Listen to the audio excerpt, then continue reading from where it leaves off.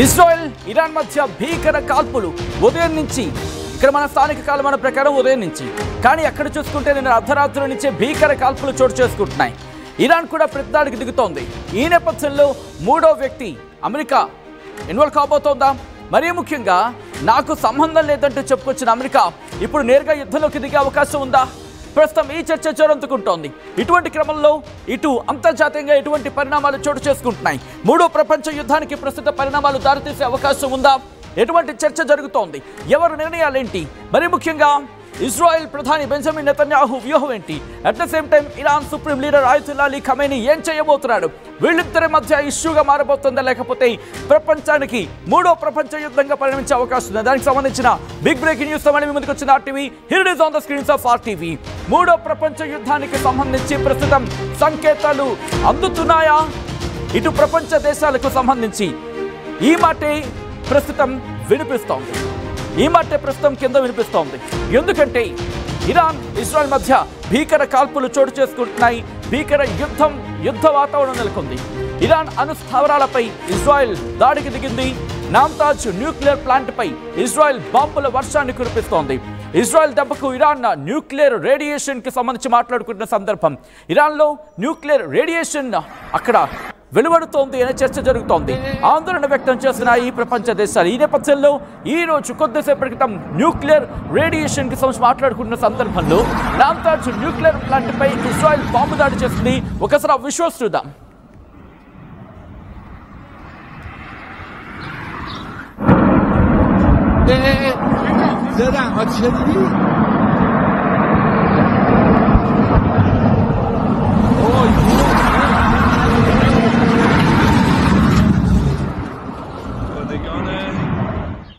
شاربسد اوه اوه اوه اوه اوه یا علی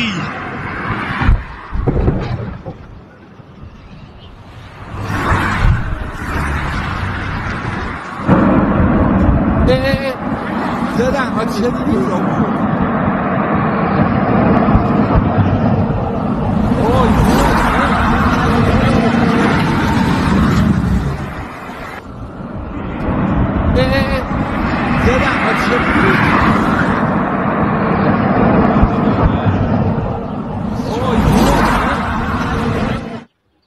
اوه اوه اوه اوه اوه یا علی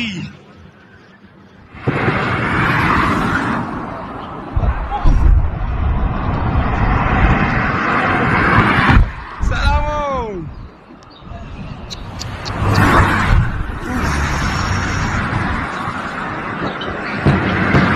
یا ابوالفضل یا خدا اوف زدن ها چه دیدی؟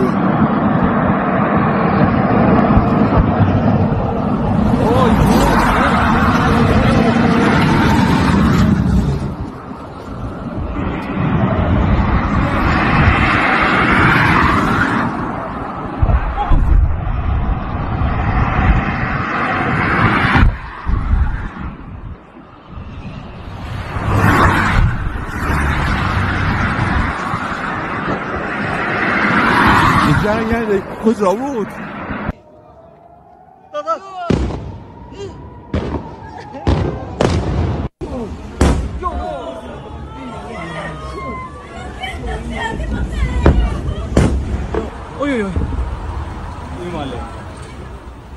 Right visuals మీరు చూస్తున్నారు. ప్రస్తుతం ఇరాన్కి సంబంధించి ఎటువంటి పరిస్థితులు ఉన్నాయనేది మరి ముఖ్యంగా న్యూక్లియర్ ప్లాంట్లకు సంబంధించి ప్రస్తుతం న్యూక్లియర్ ప్లాంట్ల మీద దాడికి పాల్పడుతోంది ఇజ్రాయెల్. ఈ నేపథ్యంలోని అక్కడ ఎటువంటి విపత్కర పరిణామాలు చోటు చేసుకుంటున్నాయో మీరు చూస్తున్నారు. న్యూక్లియర్ స్టేషన్స్ మరి ముఖ్యంగా న్యూక్లియర్ ఫెసిలిటీస్ అంటూ ఉంటాయి కదా. ఇరాన్లోని నామ్తాజ్ ఫెసిలిటీ మరి ముఖ్యంగా యురేనియం ఎన్రిచ్మెంట్ గురించి ఇక్కడ మాట్లాడుకుంటూ ఉంటారు. ఇది ఇక్కడ యురేనియం మరి ముఖ్యంగా యురేనియంకి సంబంధించి ఆ నిల్వలను చేసుకుంటున్న సందర్భం. సో ఇటువంటి పరిస్థితుల్లోనే ఇక్కడే ఇజ్రాయెల్ టార్గెట్ చేస్తుంది. ఎక్కడా కూడా ఇరాన్కి సంబంధించి ఆ న్యూక్లియర్ ఫెసిలిటీస్ వాటిని ఇంకా బిల్డప్ చేసుకోకుండా వాటిని ఇంకా ముందుకు తీసుకువెళ్లకుండా వాటిని ఇంకా ప్రోగ్రెసివ్గా ముందుకు వెళ్లకుండా వాటిని నిలువరించేందుకు, వాటికి అడ్డుకట్ట వేసేందుకు తీవ్రంగా శ్రమిస్తోంది ఇజ్రాయెల్. ఈ నేపథ్యంలో మీరు చూడొచ్చు, మిజైళ్లతో బ్యారేజ్ ఆఫ్ మిజైల్స్ అంటూ ఉంటారు కదా, అంటే వందలాది మిజైళ్లతో, డ్రోన్లతో విరుచుకుపడుతోంది ఇరాన్ మీద ఇజ్రాయెల్. ఆ విజువల్స్ చూద్దాం.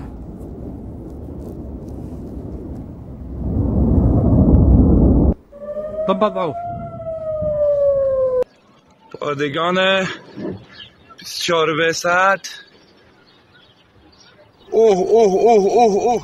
ఇక్కడ అక్కడ ఏమున్నాయి అనే అంశానికి సంబంధించి మాట్లాడుకుంటే, మరి ముఖ్యంగా ఈ నామ్తాజ్ ఫెసిలిటీ, దీంట్లో ఏమున్నాయంటే వీళ్ళు టార్గెట్ చేసిన దగ్గర multi level enrichment hall housing centrifuges అంట, దాంతోపాటు ఎలక్ట్రికల్ రూమ్స్ ఉన్నాయి, అలాగే సపోర్టింగ్ ఇన్ఫ్రాస్ట్రక్చర్ ఉంది. ఇవన్నీ కూడా ఆ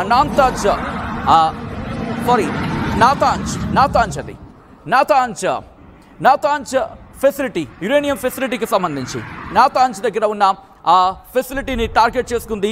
దీంతోపాటు క్రిటికల్ ఇన్ఫ్రాస్ట్రక్చర్ని కూడా టార్గెట్ చేస్తుంది.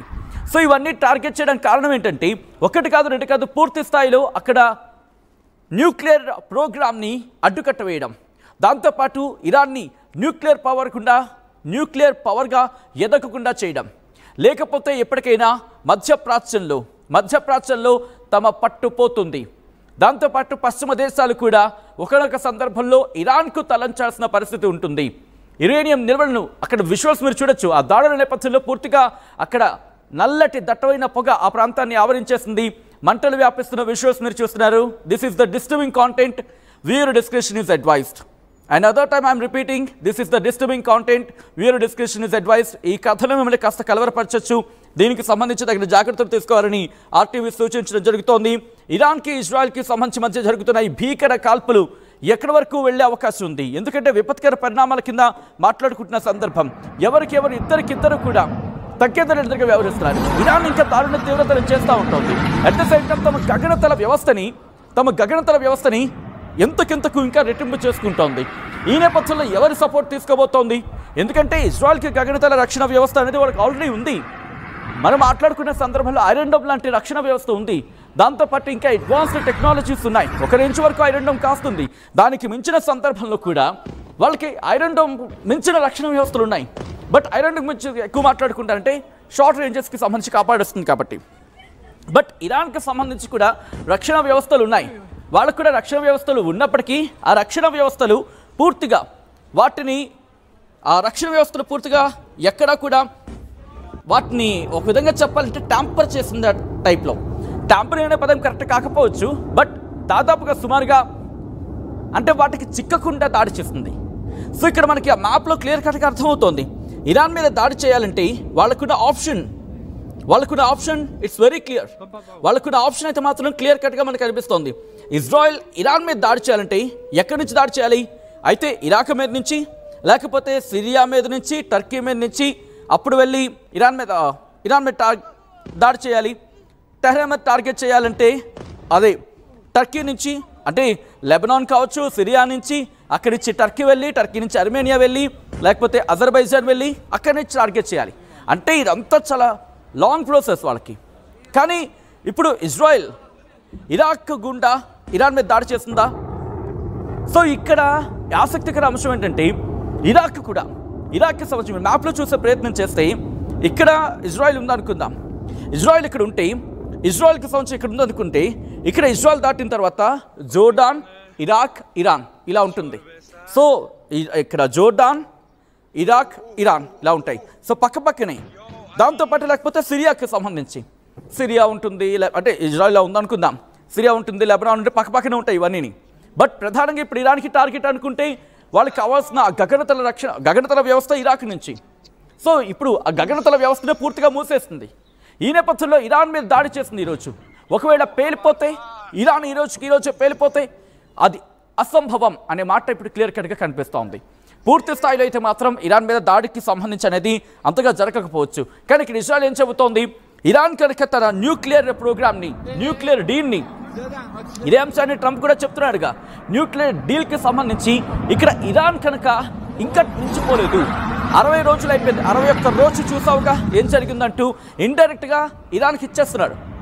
ఇంతవరకు మార్నింగ్ ఏమంది అమెరికా, అరే మాకు సంబంధం లేదండి. కానీ ఇప్పుడు అమెరికా ఏమంటుంది, ఇరాన్కి సంబంధించి ఇరాన్కి ఒక మాట చెప్పడం జరుగుతోంది. 60 రోజులు అయిపోయింది, 61 రోజుకి చేరుకుంది. అయినప్పటికీ మించిపోయింది లేదు, అయినప్పటికీ మించిపోలేదు. ఇప్పటికీ నీకు అవకాశం ఉంది, ఇప్పటికైనా న్యూక్లియర్ డీల్ని కుదుర్చుకుంటూ చెబుతోంది. సో ఇరాన్ ఇక్కడ తలొగ్గుతుందా? నేను మిమ్మల్ని అడుగుతున్నా, మీరే మాట్లాడే ప్రయత్నం చేయండి, మీరే కమెంట్ చేసే ప్రయత్నం చేయండి. ఇరాన్ ఇక్కడ ఆలోచించే అవకాశం ఉందా? ఇరాన్ ఇక్కడ తల ఒగ్గి అంటే కాస్త ఓకే చూద్దాం, ఇరాన్ దాడులు జరుగుతున్నాయి కాబట్టి ప్రజల్లో కూడా ఇబ్బందిగా వాతావరణం మారే అవకాశం ఉంది కాబట్టి ఇవన్నీ ఈ ప్రోస్ అండ్ కాన్స్ గురించి మాట్లాడుకునే సందర్భం. సో ఇజ్రాయెల్ దెబ్బకు ఇరాన్లో ఎప్పటికీ న్యూక్లియర్ రేడియేషన్ వెలువడుతోంది అనే చర్చ జరుగుతోంది. ఇది ఆర్టీవీ ఎక్కడ ధృవీకరించట్లేదు, ఎందుకంటే రేడియేషన్ అంశం చాలా తీవ్రమైన అంశం కాబట్టి ఒకవేళ అటువంటి పరిణామాలు కనుక దాపరిస్తే అది ప్రపంచానికే పెనుముప్పు అని చెప్పుకోవాలి. ప్రపంచానికే అత్యంత ప్రమాదకర వాతావరణం. ఇది ప్రపంచానికి ఆందోళన కలిగించే అంశం. ఎందుకంటే మనమే పెద్ద దూరంలో లేవు. ఇరాన్కి సంబంధించి మాట్లాడుకున్న సందర్భంలో ఆ ఇంపాక్ట్ వెంటనే పక్కన ఉన్న పాకిస్తాన్ కొడుతుంది. పాకిస్తాన్ కొట్టిందంటే మనం దూరంలో ఉన్నావా? కోతవేటు దూరంలో ఉంది కదా మ్యాప్ ప్రకారం చూసుకుంటే. సో ఇటువంటి పరిణామాల నేపథ్యంలో ఇప్పుడు ఏం జరగబోతుందనే ఆందోళన నెలకొంది. ఒక్కసారి ఆ దాడులకు సంబంధించి విషయాలు చూద్దాం, ఎందుకంటే ఆ తీవ్రమైన దాడులు కొనసాగుతున్నాయి. ఈ నేపథ్యంలోనే ప్రపంచ దేశాలు కూడా ఆందోళన వ్యక్తం చేస్తున్నాయి.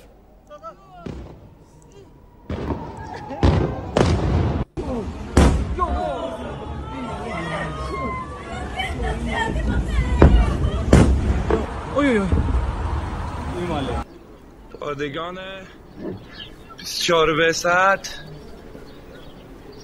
اوه اوه اوه اوه اوه یا علی. సో చూస్తున్నారుగా రెండు దేశాల మధ్య ఎటువంటి వాతావరణం ఉందో. సో ఇటువంటి పరిస్థితుల్లో ఇప్పుడు ఇరాన్కి సంబంధించి పూర్తిగా అణుబాంబులు పేలినట్టేనా? ఏం జరుగుతోంది? ఇరాన్లో పరిస్థితి ఏంటి? ఇజ్రాయెల్ ఏం చేయబోతోంది? ఈ దాడులు కొనసాగితే ఎటువంటి పరిణామాలు ఇటు ప్రపంచానికి దాపరించే అవకాశం ఉంది? తెలుసుకునే ప్రయత్నం చేద్దాం. మా AP input editor Krishnamohan updates అందించేందుకు సిద్ధంగా ఉన్నారు. ఒకసారి కృష్ణమోహన్ దగ్గరికి వెళ్తాను. కృష్ణమోహన్, ఇటు ఇరాన్కి ఇజ్రాయెల్కి మధ్య జరుగుతున్న ఈ యుద్ధంలో అమెరికా ఇప్పుడు ఎంటర్ అయ్యే అవకాశం ఉందని చర్చ జోరందుకుంటోంది. ఇప్పటికీ అణుబాంబులు పేలుతున్నాయి, లేకపోతే అక్కడ న్యూక్లియర్ ఫెసిలిటీ సెంటర్స్ని టార్గెట్ చేసుకుంది కాబట్టి న్యూక్లియర్ మరి ముఖ్యంగా ఇక్కడ రేడియేషన్ వెలువడుతోంది అనే చర్చ జరుగుతోంది. సో ఈ నేపథ్యంలో ఏం జరిగే అవకాశం ఉంది? ఒకవేళ అమెరికా ఎంటర్ అయితే పరిస్థితి ఏంటి? యాక్చువల్ గా ఇది 3 ప్రపంచ యుద్ధానికి ఆరంభం అవుతుందా అనే ఒక చర్చ ప్రపంచ దేశాల మధ్య విపరీతంగా జరుగుతుంది. చాలా సీరియస్ ఇష్యూగా నడుస్తుంది ఇరాన్ ఇజ్రాయెల్ మధ్య భీకర యుద్ధం.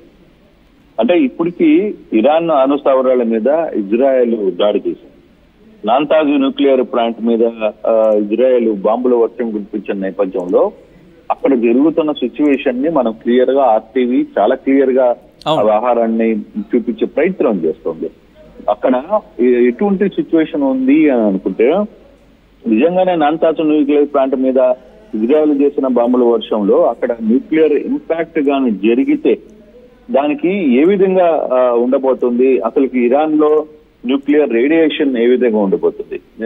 ఇందాక మీరు అన్నట్టుగా ఇరాన్ కి న్యూక్లియర్ ఇంపాక్ట్ స్టార్ట్ అయితే పక్కనే ఉన్న పాకిస్తాన్ కావచ్చు, చాలా దగ్గరగా ఉన్న ఇండియా కావచ్చు, ఇండియాలో కొన్ని రాష్ట్రాలు కావచ్చు, వీటన్నిటికీ కూడా ఆ ఇంపాక్ట్ స్టార్ట్ అయ్యే పరిస్థితి అయితే ఉంది. ఇప్పటికి అంటే ఇష్యూ జరిగిపోయింది. ఇప్పుడు అమెరికా ఎంటర్ అవుతుంది. అమెరికా నేను సాల్వ్ చేస్తాననే ఒక ప్రయత్నంకి ఎంటర్ అవుతున్నప్పటికి కూడా కానీ ఇక్కడ చాలా క్లియర్ గా రష్యన్ అండ్ అమెరికా రెండు దేశాలకి సపోర్ట్ చేసే పరిస్థితి కూడా మనం మర్చిపోకూడదు. వాళ్ళు డైరెక్ట్ గా ఓపెన్ గా రష్యన్ కూడా క్లియర్ గా చెప్పేసింది, నేను పలానా దేశానికి ఎంటర్ అవుతాను, అమెరికా ఒక దేశానికి మద్దతు ఇస్తుంది. ఈ 2 దేశాల మధ్య ఇది జరిగితే ఇది 3వ ప్రపంచ యుద్ధంగా జరగబోతుంది అనే ఒక చర్చ చాలా మేజర్ ఇష్యూగా జరగబోయే పరిస్థితి. చాలా ఇష్యూ ఇది మేజర్. మనం ఏదో అంటే ప్రపంచ దేశాల మధ్య జరుగుతున్న ఈ దాడిలో ఈ ఫస్ట్ టైం ఈ మధ్య కాలంలో జరిగిన అణు స్థావరాల మీద జరిగిన ఇజ్రాయెల్ దాడి అనేది చాలా మేజర్ దాడి. ఇది ఎవరికి అంచనాలకి తగ్గట్లా, అంటే అంచనాలకి సరిగ్గా ఇన్ఫర్మేషన్ రావట్లే. కానీ బట్ ప్రపంచ దేశాల మధ్య జరుగుతున్న ఈ ఇష్యూస్ మీద అసలు ఎలా వెళ్ళిపోతుంది అంటే 3వ ప్రపంచ యుద్ధం రాబోతుందా? 3వ ప్రపంచం నిన్నటిదాకా సింధూర్ ఆపరేషన్ జరిగినప్పుడు మనం అందరం ఒకటి అనుకున్నాం, అసలు ఇది మూడు ప్రపంచానికి దారి తీసిపోతుందని. మనం చేసిన దాడులకి పాకిస్తాన్ పూర్తిగా సరెండర్ అయింది. తర్వాత అమెరికా ఎంటర్ అయింది, లేకపోతే ఇంకోరు ఎంటర్ అయ్యారు అనేది మనం చెప్పుకుంటున్నాం. కానీ భారత ప్రభుత్వం క్లియర్ గా చెప్పింది అసలుకి అమెరికా సంబంధం లేదు, మనమే కొంచెం ఆగ్యాము, లేకపోతే అది పూర్తిగా అక్కడ మన వాళ్ళు చాలా మంది ఉన్నారు కాబట్టి పూర్తిగా కూడా ఇబ్బంది పడతారు అనేది వీళ్ళు చెప్పిన పరిస్థితి. కానీ ఇప్పుడున్న పరిస్థితులు మనం కానీ చూసుకుంటే ఇరాన్ ఇజ్రాయెల్ మధ్య జరుగుతున్న ఈ భీకర యుద్ధం అనేది ఎంత దూరం వెళ్తుంది అనేది చూడాలి. అసలుకి ఎంత పరిస్థితులకి వెళ్తుంది. దానికి కూడా ఒక్కొక్కసారి యుక్రెయిన్ గతంలో కూడా యుక్రెయిన్ కి రష్యాకి మధ్య జరిగిన పరిణామం మనం మర్చిపోకూడదు. అప్పుడు కూడా అణుదాడికి సిద్ధమవుతానని చెప్పి రష్యా చెప్పింది, అణు పరీక్షలు కూడా నిర్వహిస్తాను అని చెప్పి క్లియర్ గా చెప్పిన పరిస్థితి. అటువంటి సిచ్యువేషన్ ఇక్కడ ఇరాన్ ఇజ్రాయెల్ మధ్య కూడా అటువంటి సిచ్యువేషన్ జరగబోతుంది. అటువంటి సిచ్యువేషన్ లో కొంత చాలా ఇబ్బందికరమైన పరిస్థితులు ప్రపంచానికి రాబోతున్నాయి. అది ఈ రోజు జరగబోతుందా, రాత్రి ఏం జరుగుతుందో తెలియదు, రేపు ఎటువంటి పరిస్థితులు ఉంటాయో తెలియదు. లేదు అమెరికా ఎంటర్ అయినంత మాత్రాన అమెరికాకి రష్యా పూర్తిగా సపోర్ట్ చేసి ఆపాలని ప్రయత్నం చేస్తుందా అనేది కూడా కొంత ఇబ్బందికరమైన సిచ్యువేషన్ అయితే చాలా స్పష్టంగా కనబడుతుంది సెకండ్. బట్ కాకపోతే ఇది ఎంతవరకు ఎంత దూరం పోతుంది, ఎంత ముందుకు వెళ్తే దానివల్ల జరిగే పరిణామాలు ఏంటి? ఒకవేళ నిజంగానే ఈ రోజు మనం కానీ చూసుకుంటే చాలా ఇష్యూస్ లో కంప్లీట్ గా ఇప్పుడు జరిగిన దాడులు కావచ్చు, లేకపోతే ఇజ్రాయెల్ క్షిపణి దాడుల్లో పూర్తిగా కూడా ఇరాను కెర్మానాల క్షిపణి డిపో పూర్తిగా కూడా ధ్వంసమయ్యి మనం ఆ టీవీలో చాలా క్లియర్ గా మీరు చూపించే ప్రయత్నం చేస్తున్నారు. ఇజ్రాయెల్ దాడులు కొనసాగుతున్న క్రమంలోనే పశ్చిమ ఇరాన్ లోని కెర్మియాన్ లో కూడా ఒక క్షిపణి డిపో కంప్లీట్ గా, అంటే అణువుకు సంబంధించిన క్షిపణి డిపోనే కంప్లీట్ గా పూర్తిగా కూడా ఇది ధ్వంసమైన పరిస్థితి అయితే ఉంది. అలాగే ఇజ్రాయెల్ లో ఇరాన్ లో నాటాంజ్ అణు కేంద్రంలో కూడా అమెరికా సరఫరా చేసిన బంకర్ బస్టుల్లో దాడి చేసింది. సో ఇట్లాంటివన్నీ కూడా ఖచ్చితంగా ఇవన్నీ రేడియేషన్ లీక్ అయ్యే ప్రమాదం ఉంది. ఇలాంటి చోట బంకర్ బస్ట్ బాంబు జరగడం వలన ఇవన్నీ కూడా జరిగినాయి అనేది చాలా ఉన్నాయి. రెండు ప్రభుత్వ పాలకుల మధ్య కూడా వైరం ప్రజలకి జీవిత కాలం, అంటే ఇది మామూలు ఇది కాదు, కొన్ని సంవత్సరాలు కొన్ని తరాలు శిక్ష జరిగే పరిస్థితి అయితే కనబడుతుంది. ఆ రేడియేషన్ లీక్ వల్ల జరిగే పరిస్థితులు, లేకపోతే ఇవన్నీ కూడా అటు ఇరాన్ కావచ్చు, లేకపోతే ఇజ్రాయెల్ కావచ్చు, చాలా నష్టపోయే పరిస్థితి కూడా ఉంది. అట్ ది సేమ్ టైం ఆ రెండు దేశాలే కాదు, పొరుగునున్న పాకిస్తాన్, ఇండియా లాంటి దేశాలు కూడా పూర్తిగా కూడా చాలా వరకు కొన్ని గ్రామాలు, కొన్ని ప్రాంతాలు అంతా కూడా ఆ ఎఫెక్ట్ నష్టమయ్యే పరిస్థితి అయితే చాలా స్పష్టంగా కనబడుతుంది. కానీ ఎంతవరకు దీన్ని ఆపాలి? ఒకవేళ అమెరికా రేపు ఎంటర్ అయ్యి, ఇప్పుడు దాకా అమెరికా ప్రధాన పాత్ర పోషిస్తుంది అనుకున్నారు, కానీ అమెరికా అంతర్గతంగానే కొన్ని సమస్యలను ఎదుర్కొంటున్న పరిస్థితిని మనం చూస్తున్నాం. రోజు వాళ్ళు అక్కడ జరుగుతున్న ఇష్యూస్ ని వాళ్ళు హ్యాండిల్ చేయలేక నానా అవస్థలు పడుతున్నప్పుడు ఇతర దేశాల్లో వీళ్ళు ఎంతవరకు వీళ్ళ మాటలు ఉంటాయి లేదు అనేది కూడా మనం చూడాలి. ఊరికనే మెగపతు లేకపోతే వేరే వాళ్ళ మాటలు ఇవన్నీ చెప్తే కుదరదు కదా.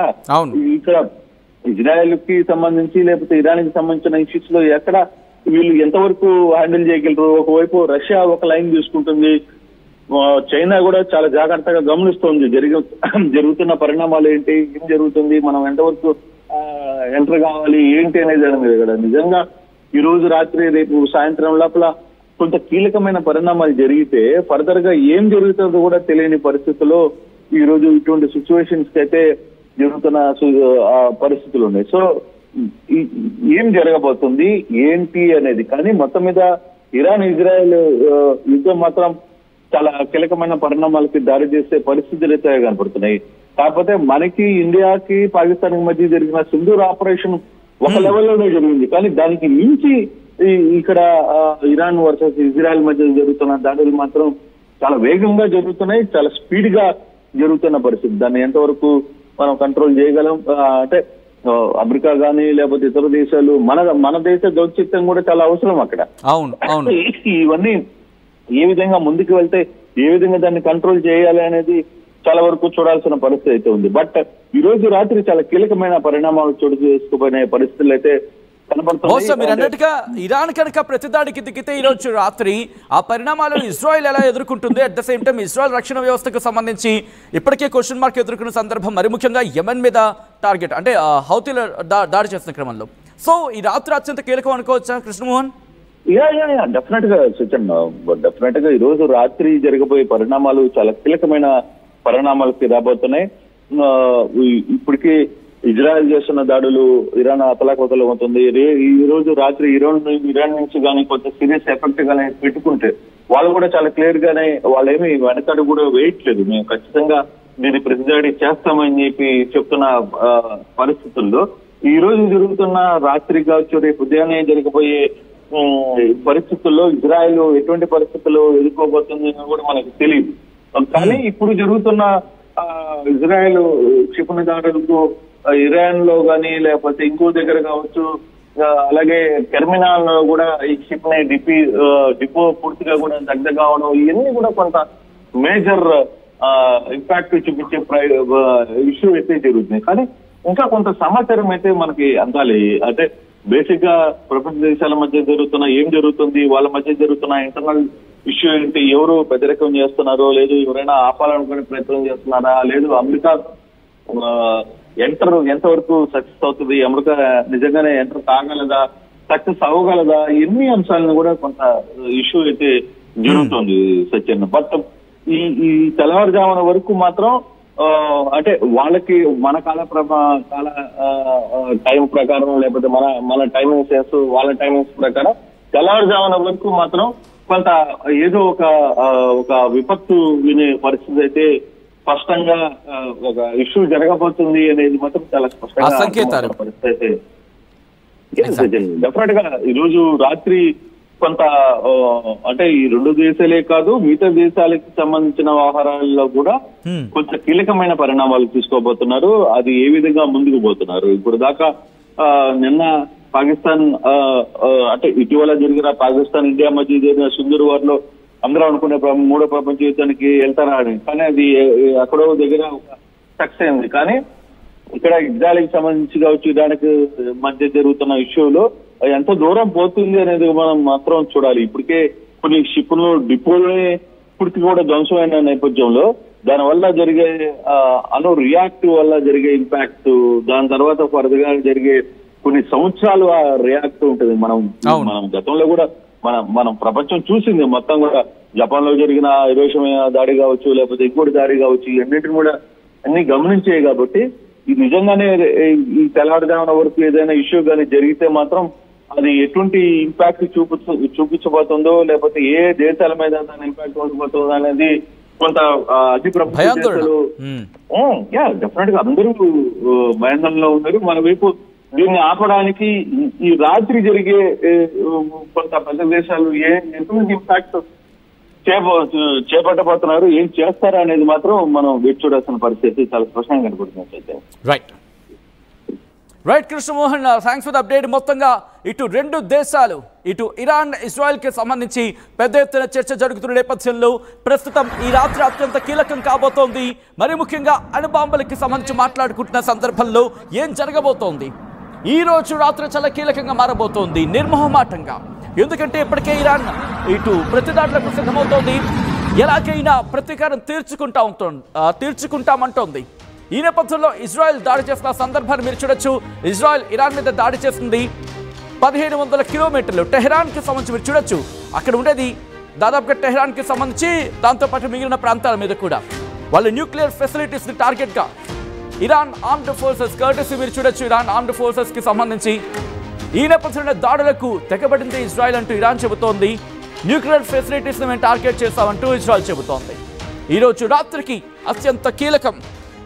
ఎవరికి ముహూర్తం పెట్టబోతున్నారు, ఏం జరగబోతోంది, ఆ ఘట్టం ప్రపంచానికి ఎటువంటి విపత్కర పరిణామాలకు దారితీయచ్చు. ఈ రోజు రాత్రి అత్యంత కీలకం కాబోతోంది. ఈ నేపథ్యంలో మీరేమనుకుంటున్నారు? ఇరాన్ ప్రతిదాడికి దిగుతుందా, ఇజ్రాయెల్ మీద దాడి చేస్తుందా, లేకపోతే అమెరికా నేరుగా రంగంలోకి దిగే అవకాశం ఉందా? మీరేమనుకుంటున్నారనేది కమెంట్ చేయండి. తెలుగులో న్యూస్ కి ఫాస్టెస్ట్ యాప్ ఇప్పుడు టోటలీ న్యూ అవతార్లో జస్ట్ 5 సెకండ్స్ లో కంప్లీట్ న్యూస్. సోషల్ మీడియాల ట్రెండ్స్ కి one stop solution live TV app voice search option తో ఇప్పుడే డౌన్లోడ్ చేయండి లేదా అప్డేట్ అయిపోండి. యాప్ లింక్ డిస్క్రిప్షన్ లో ఉంది.